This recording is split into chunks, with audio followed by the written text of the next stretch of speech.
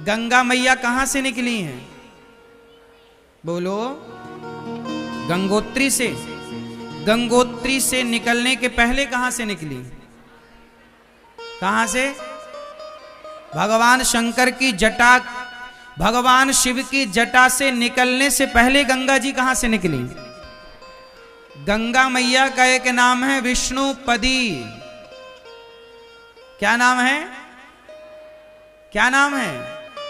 विष्णुपदी। मतलब यह गंगा मैया कहां से निकली? भगवान के चरणों से। कैसे निकली? ये घटना तब की है जब राजा बलि के यहां वामन भगवान आए। कौन आए? जब राजा बलि के द्वार पर वामन भगवान, देखो वामन कौन है? वही नारायण। क्या बनकर आए? वामन। जब भगवान विष्णु, जब भगवान श्रीमन नारायण वामन बनकर आए तो राजा बलि से कितनी पग भूमि मांगी? हे राजन, हमें 3 पग भूमि दे दो। अच्छा, 3 पग भूमि महाराज, थोड़ा ज्यादा ले लो आप, और ज्यादा भूमि ले लो। नहीं नहीं, हमें तो केवल 3 पग चाहिए। जब 3 पग लेने का संकल्प ले लिया और देने वाले ने देने का संकल्प कर दिया तो 3 पग में, पहले पग में उन्होंने क्या नापा? पाताल, अतल, वितल, सुतल, तलातल, रसातल, महातल, पाताल, 7 लोक नीचे के नापे वामन भगवान ने। फिर 7 लोक ऊपर के जब नापे तो भगवान नारायण का पांव स्वर्ग को सबको नापता हुआ जब सत्य लोक में पहुंचा तो सत्य लोक में ब्रह्मा जी विराजते हैं। तो ब्रह्मा जी ने देखा कि भगवान का चरण मेरे द्वार से गुजर रहा है, तो ब्रह्मा जी ने बिना देर किए भगवान के पांव का अंगूठा चरणों को धुल लिया। उनके कमंडल में जल था ब्रह्मा जी के, तो जल डाला और धुल करके वही चरणामृत अपने कमंडल में भर लिया। किसने? बोलो। ब्रह्मा जी ने। किसने भर लिया? भगवान नारायण का, मतलब भगवान वामन जी के चरण धुलकर ब्रह्मा जी ने कहां भर लिए? अपने कमंडल में। और वामन भगवान ने जब 3 पग भूमि ले ली, राजा बलि के मस्तक पर तीसरा पग रखा, वो लीला हो गई पूरी। इसके बाद राजा सगर के पुत्र हुए असमंजस, फिर अंशुमान, फिर उनके दिलीप, फिर हुए भगीरथ। क्या नाम पड़ा? भगीरथ के जो पिता थे राजा दिलीप, दिलीप की 2 पत्नियां थीं। अच्छा, दिलीप तपस्या करते करते मर गए, मृत्यु हो गई और इनके कोई संतान नहीं हुई। तब 2 पत्नियां थीं, तो दोनों पत्नियों से गुरु वशिष्ठ जी ने कहा कि तुम दोनों पत्नियां ही आपस में घर्षण करो।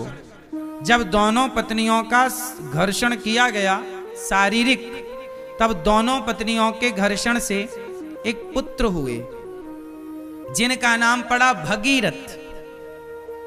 उनका नाम इसलिए पड़ा भगीरथ क्योंकि ये 2 भगों के कारण प्रकट हुए, तो भगीरथ नाम पड़ा। पर इनके शरीर में हड्डी थी नहीं ज्यादा, तब गुरु वशिष्ठ जी ने कृपा किया, फिर इन्हें जीवन दिया। उन्हीं का नाम पड़ा भागीरथ, भगीरथ।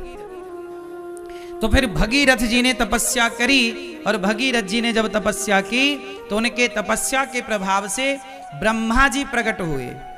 कहा कि प्रभु ऐसी कृपा करो, गंगा मैया दो, ताकि हमारे पूर्वजों का उद्धार हो जाए। उनके सगर के 60,000 पुत्र कपिल मुनि के अपमान करके जलकर गंगा सागर में भस्म हो चुके थे।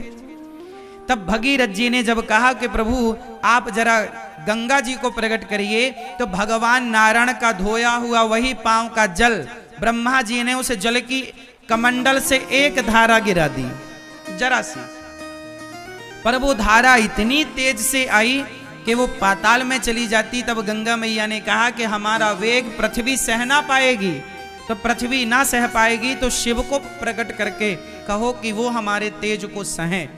तब भगीरथ जी ने शिव को प्रसन्न किया और शिव ने कहा कि भगवान का चरणामृत है गंगा, तो प्रभु के चरणामृत को तो भक्त अपने माथे पर सजाता है। तो गंगा मैया को भगवान शिव ने अपने माथे पर सजाया और वही वेग से जब शिव जी की जटाओं में गई, फिर शिव जी ने उन्हें धीरे से छोड़ा।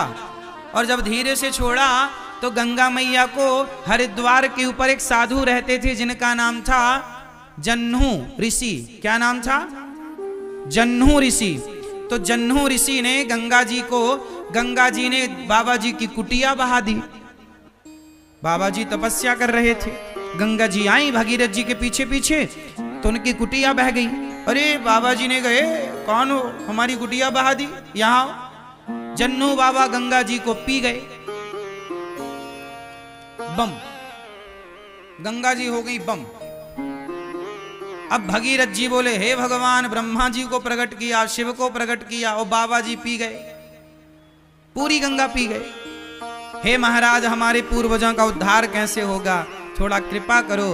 तब जन्नू ऋषि ने अपनी जांघ से गंगा जी को प्रकट किया, इसलिए गंगा जी का एक नाम है जाह्नवी। गंगा मैया का एक नाम क्या है? जाह्नवी। फिर गंगा मैया वहां से चली तो आगे 7 हरिद्वार के ऊपर ना 7 बाबाओं की कुटिया थी, सप्त ऋषियों की। तो गंगा जी को लगा कि एक बाबा की कुटिया बहाए तो पी गए, यहां 7 साधु हैं, यदि बहा देंगे तो फिर तो निकलेंगे भी नहीं। तो गंगा मैया ने 7 संतों की कुटिया को बचाते हुए आगे बढ़ी, तो गंगा मैया की 7 धाराएं हो गईं। तो हरिद्वार के ऊपर गंगा मैया की कितनी धाराएं हैं? 7 धारा है। वो 7 ऋषियों को बचाने के कारण हो गई। फिर वही गंगा मैया जब चली तो चलती चलती चलती चलती जब वो प्रयाग पहुंची तो गंगा मैया के सामने प्रयाग में भी एक संकट आकर खड़ा हो गया। प्रयाग में गंगा मैया आगे नहीं बढ़ी, गंगा मैया हाथ जोड़ के खड़ी हो गई। किसके सामने? बोलो बोलो, यमुना मैया के सामने। क्यों? क्योंकि यमुना मैया कौन है भगवान की? जोर से, जोर से। यमुना मैया है भगवान की पत्नी। भगवान कृष्ण की चौथी कौन है? यमुना मैया भगवान कृष्ण की चतुर्थ पटरानी है। यमुना मैया कौन है? विरजा नदी। बैकुंठ में एक नदी है विरजा, वही विरजा महारानी भगवान कृष्ण की लीला के समय यमुना महारानी बनकर प्रकट हुई और भगवान श्री कृष्ण की पत्नी है यमुना। यमुना मैया कौन है भगवान की? जोर से। अच्छा, यमुना मैया प्रयाग से पहले से जा रही थी, पहले से बह रही थी। तो प्रयाग राज्य में जब यमुना महारानी का दर्शन हुआ तो गंगा मैया हाथ जोड़ के खड़ी हो गई। अच्छा, गंगा मैया है भगवान की दासी, भगवान के चरणों से निकली हैं, तो दासी है गंगा मैया और पत्नी है यमुना मैया। तो भाई दासी तो पत्नी का सम्मान करेगी।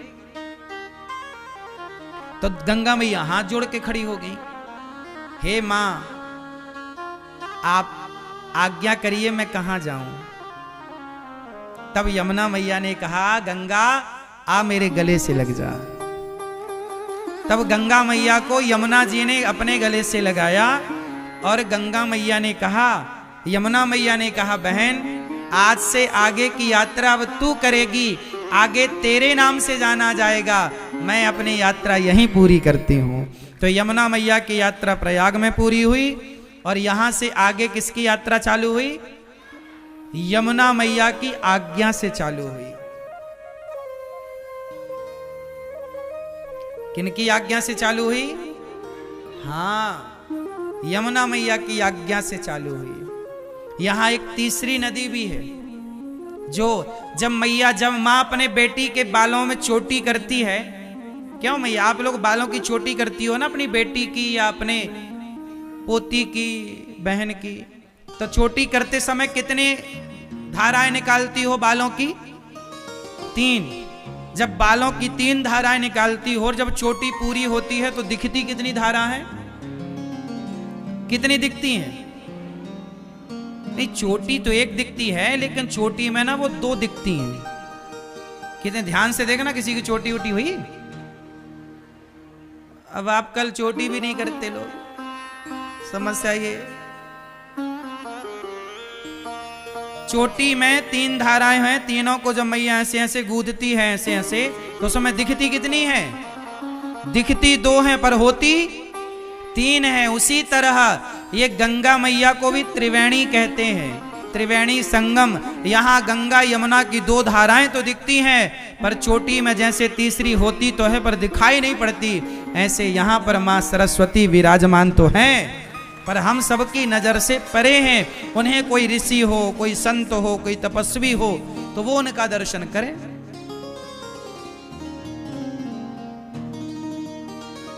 बात उन दिनों की है जब वेद व्यास जी, आपने देखा होगा सरस्वती मैया कहां से निकली हैं?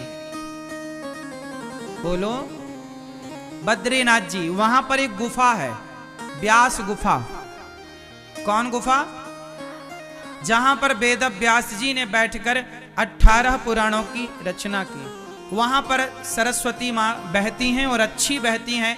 दास अनिरुद्ध ने भी दर्शन किया, आप में से बहुत लोगों ने दर्शन भी किया होगा। तो एक बार क्या हुआ कि सरस्वती माता, उनकी जो झलकोर थी, जो बहाव था और हिचकोले मार रही थी, तो व्यास जी कुछ लिख रहे थे, तो बार बार सरस्वती माता हिचकोलों से जल उनके ऊपर फेंक रही थी। तो व्यास जी ने कहा है, सरस्वती थोड़ा शांत रहो, मैं लेखन कर रहा हूं, तुम शोर कर रही हो, थोड़ा शांत रहो। अच्छा, वहां मैया का बड़ा शोर भी था आगे, तो पर सरस्वती मां को पता नहीं क्या सूझा, वो लीला थी। सरस्वती माता हिचकोले मारती रही, हिलकोरे मारती रही और शोर बना रहा। व्यास जी ने गुस्सा में, क्रोध में आकर, अरे तुम बात नहीं सुन रही हो, हम लिख रहे हैं और तुम शोर कर रही हो और छींटे भी मार रही हो, पानी आ रहा, जाओ हम तुम्हें श्राप देते हैं, तुम अंदर चली जाओ जमीन के अंदर, तुम ऊपर ऊपर नहीं, अब अंदर अंदर रहना। तो व्यास जी के कारण सरस्वती मां, फिर वहां से थोड़ी दर्शन होता है उनका, थोड़ा सा दर्शन होता है और उसके बाद से फिर वो धारा ऊपर की जगह नीचे से चल पड़ती हैं और वही धारा प्रयागराज जी पहुंचती हैं और यहां संगम होता है। इसलिए प्रयाग में कितने अक्षर हैं? प्रा या ग। प्रा मतलब छिपी हुई, प्रा मतलब पृथ्वी के नीचे छिपी हुई, कौन? सरस्वती। प्रा, या से यमुना, प्रयाग। गा से 3 अक्षर हैं और तीनों अक्षर तीनों नदियों का प्रमाण दे रहे हैं। प्रयाग, प्रा मतलब पृथ्वी पर छिपी हुई, पृथ्वी पर छिपी हुई माता सरस्वती। प्रा, या मतलब यमुना, गा मतलब, हाँ। अब देखो यहां पर तीनों का क्रम देखिएगा, पहले कौन है? पहले है सरस्वती, इसलिए प्रा। फिर दूसरे नंबर पर है यहां यमुना जी, या प्रा या। गंगा जी सबसे बाद में आई, भागीरथ जी के कहने से आई, उनके साथ आई, भगवान की चरण पदी है। तो गा आखिरी में है, प्रयाग आखिरी में क्या है? गा, गंगा। तो यहां पर मां भगवती यमुना जी ने गंगा मैया को अपने गले से लगाकर उन्हें सम्मानित किया, उनका मान बढ़ाया। ऐसे धाम में हम लोग बैठे हैं जहां गंगा, यमुना और मां सरस्वती का संगम है। देखिए इसी संगम में आज हमारा और आपका भी संगम हुआ, मिलन हुआ। बोलिए प्रयागराज की, गंगा मैया की, यमुना मैया की, सरस्वती मैया की।